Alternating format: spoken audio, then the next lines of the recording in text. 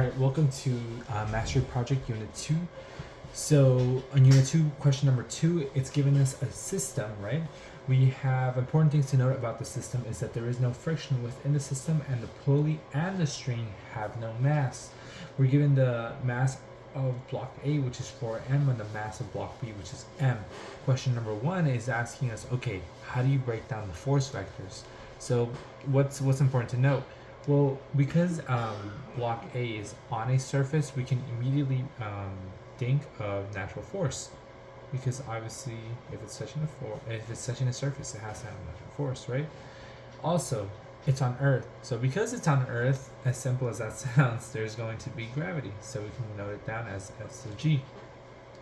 And really, there's no other forces because we said there's no friction, so the friction won't be pointing that way. There's no tension from the rope, so there's nothing going down there. So we move on to part B. So part AB is asking us, okay, what about B? Well, we know because it's hung on a rope, the tension is going to be up here, so F sub T, and then down here because just gravity, obviously, so F sub G. So that's basically how you draw the force vectors here. Oopsies. F sub T. Okay, so question B is asking us to find the acceleration. How do you find the acceleration? Well, let's use Newton's second law. What's Newton's second law? We said force is equal to mass times acceleration, right? Keeping that in mind, let's rewrite this a little. Instead of saying just force, let's use the summation of all the forces is equal to the total amount of mass times acceleration. Well, because we said that this pulley has no mass and that this tension the string has no mass as well, we can really treat this as one big block, right? So because we can treat this as one big block, we can sort of add the masses. So summation of all of the forces is equal to 4 plus m, which would be 5m, 5ma, right?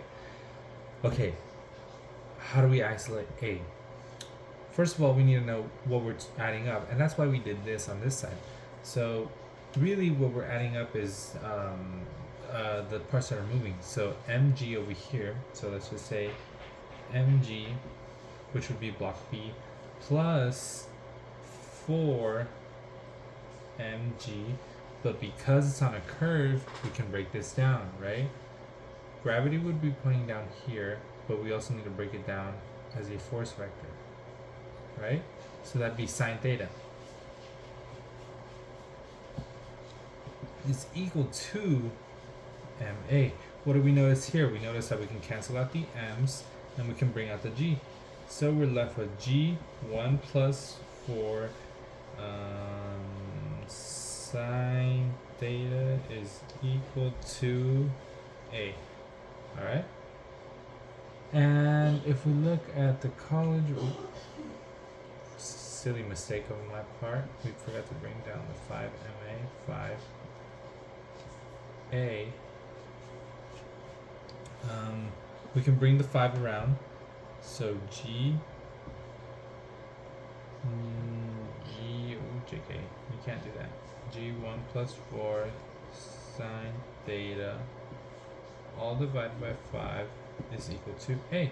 And sure enough, that's what the College Board wants. Okay, give me 1 second while I set up the next question. Okay, so in this next question, we're told to determine the forces acting on each individual block. So for this, I really just broke it down conceptually.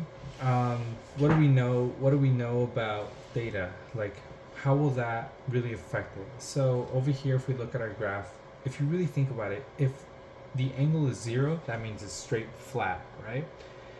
That means it's straight flat. We'll get back to that. If it's 90 degrees, it's straight up and down. That means it'll be in free fall, right? So because it'll be in free fall, the highest, the fastest it'll ever go is going to be like its mass, mg.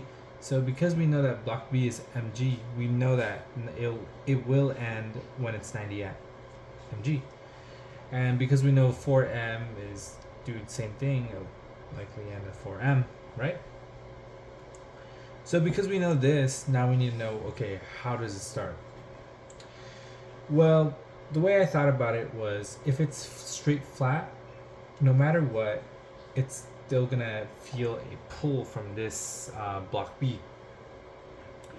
Now block A is going to feel more of a pull than block B, and it's going to therefore start higher because it's being pulled by block B. Block B is just being affected by gravity.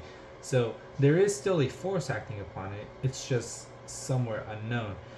But block A is more force, because not only being pulled by gravity, it's also being pulled by block B. So therefore the graph would look a little something like this. And we know it's going to be exponential. Okay, on to part D. So part D is asking us, where's part D? Describe how block A would change into string and the block B were removed, and block A were released on the incline. Justify your answer. Okay. Well, even if if block B and the string and everything else were removed at 0, nothing would happen because it's a flat surface, so there's no forces pulling on it, so therefore nothing would move. If it were removed on 90, it would still move because there's the force of gravity acting upon it. Same as any other point within the graph, it would slowly move down and down because we've established that there's no friction. The force of gravity will still bring it down at different rates, but it'll bring it down. Yeah, that concludes Unit 2 Progress Checks, question number 2. Thank you so much for tuning in. Bye.